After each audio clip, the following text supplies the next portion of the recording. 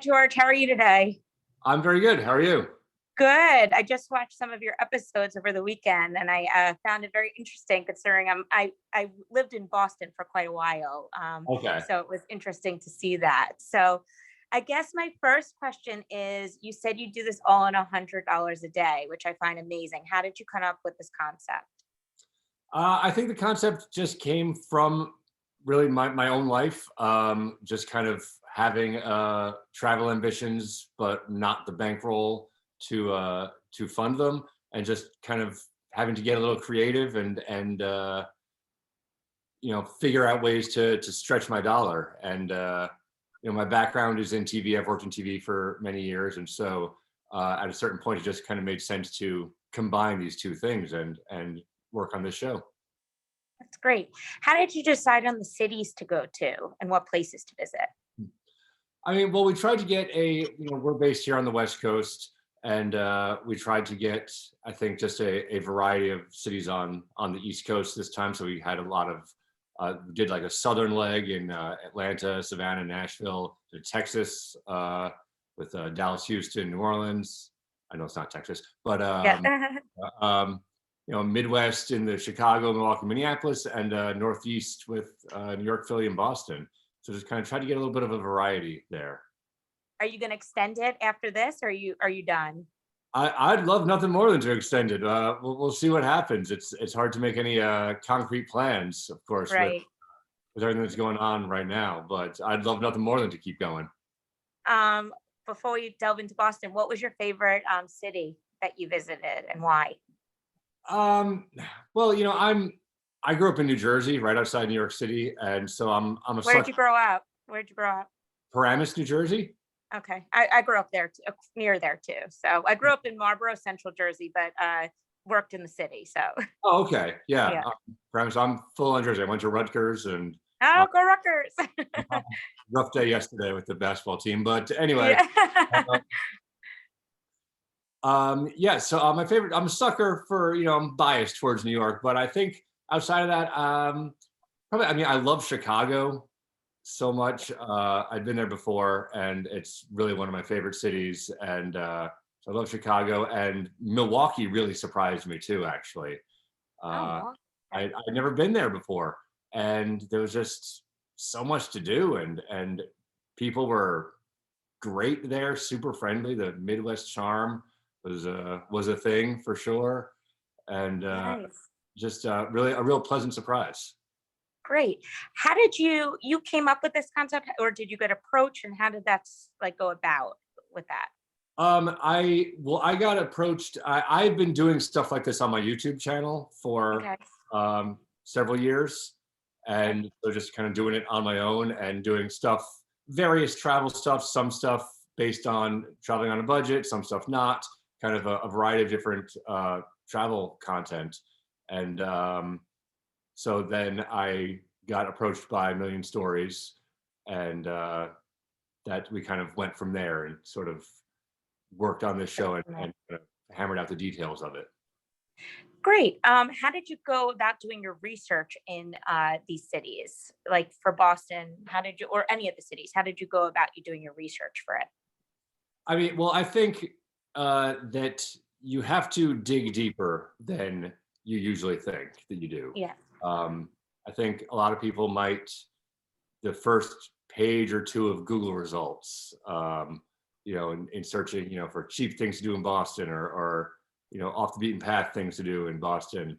And I think you have to go deeper than that. You have to dig into the, you know, 10th page of Google results. Yeah. Yeah. Uh, and there's a great site called Atlas Obscura. I don't know if you've ever Okay. heard of No. that. It's for cities all over the world. Okay. Kind of catalogs some of the more curious uh, destinations in each city. And so yeah, I think it's putting in the time with the research and digging deeper than you think you do. Okay. It's a good answer. So getting to the Boston episode, I actually went on my first date ever with my husband at Bell in Hand, so I'm very familiar with that Oh, location. Is nice. good, and the beer is delicious there.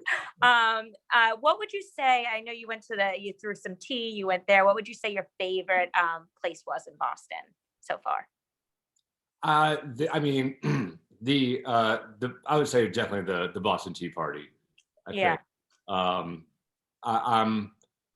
I'm a sucker for things like that, things that involve people in costumes and it was awesome. you know some light role playing there, or just Yeah. where you can kind of ham it up and you're just kind of going along with it.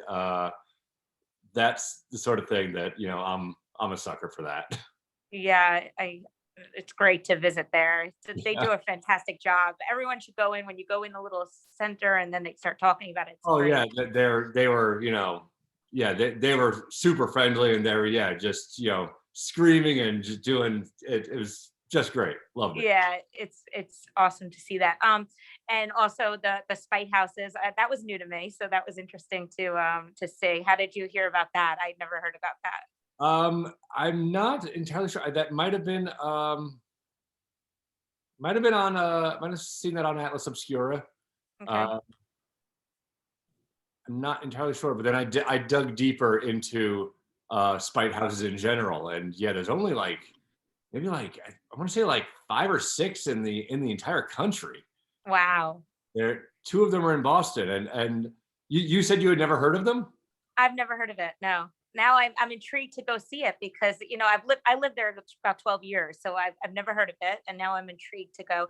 I feel like I've seen it, but I didn't really know. You know what I'm saying? Like I've seen it in the Right. passing, but I didn't know. So, Yeah. but now you engaged me to go and take a look at it. So Yeah. I've been hearing that actually from a lot of people who are from Boston and New England, saying yeah, that the spite houses are the thing that people are saying. "Well, I didn't know yeah, those. What are and so that's I always love hearing that. Actually, that's one of my favorite things to hear is when someone who's from a place yeah. looks at it and says, "I've never heard of any of this stuff." Like that means I hit my mark. That's a good You sign. did. You absolutely did. Were there other places in Boston that didn't make it to air that that you're holding off on or that you want to visit or anything like that?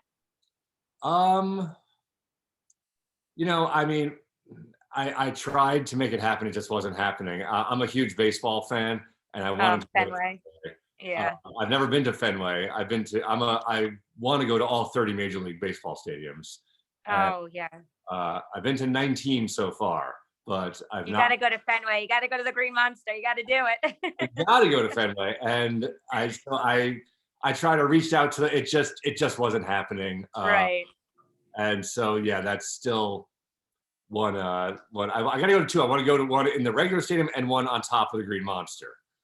Oh yeah. So that, You gotta go. You gotta see both. Yeah, I've been there many times, and if you ever get to hit up a concert there too, the concerts are absolutely amazing because it's small. It's a small stadium relative compared to New York. So, yeah.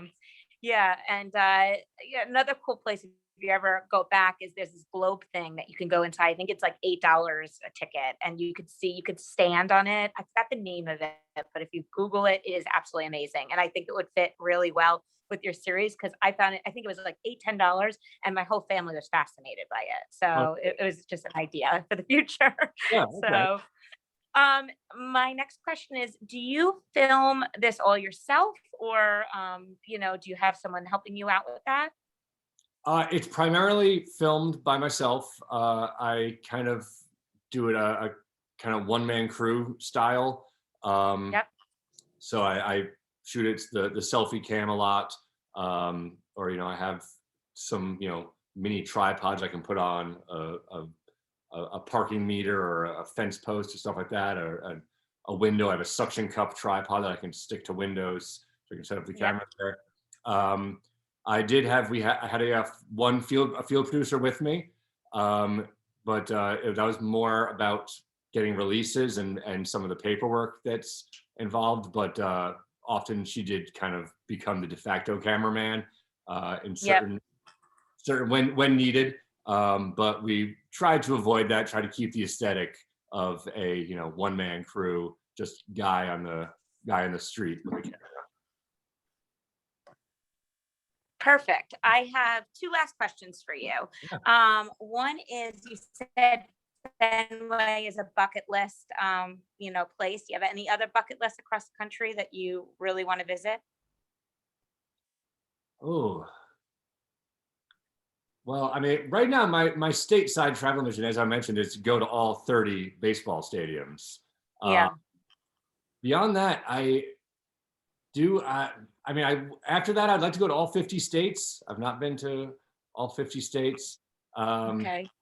but I do have there is one thing I do want to do when I do that is in Fargo, North Dakota. If you wait to, if North Dakota is your last state and you go to Okay. the Fargo Visitor Center and you tell them it's your last state, Yeah.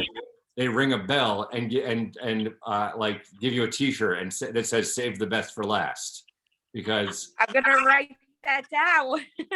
everyone saves North Dakota for last apparently. And so my cousin told me this, and she went there and they're like, oh, we got another one, and they all cheer and they give you a T-shirt. And I'm like, I have to do that.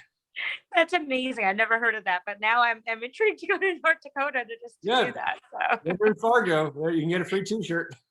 And my last question is, what would you tell like my readers if they're trying to plan a low budget trip? What advice would you give them like to do it, with COVID and financially so many people, are suffering but still want to travel? What would be your number one tip to make travel affordable again? I think I would say try to get creative and try to like be more open-minded, I think, and look into things that maybe you wouldn't ordinarily do. You don't need to go to the fancy restaurants in a city. You can, do, like I said, the spite houses, that Yep. spite houses are free, and they're quirky and different, and just try to open your mind a little and try to have fun with things that maybe you didn't think would be something you'd be doing on a vacation. Think outside the box. Yeah. Lean into it. Lean into the Yeah. silliness of some stuff. That's what I try to do. Perfect. That's great. Well, I really enjoy it. I found it very interesting. I think you're an interesting guy to do this. I'm very big into travel. I haven't been able to do a lot. I'm just starting up again. I have a major trip planned to Israel. So that's, I put it off, but it's going to be done now. So, but I'm interested, and I hope that you do more, because it's an interesting way to see different parts and different places that are off the beating path, even for someone who's local like me. So it was interesting. So I wish you the best luck, and thank you so much for talking to me today. Yeah, thank you very much. Thank you much for having me. It's been a pleasure. All right. Thank you. I'll see you later. All right. Okay. Bye-bye.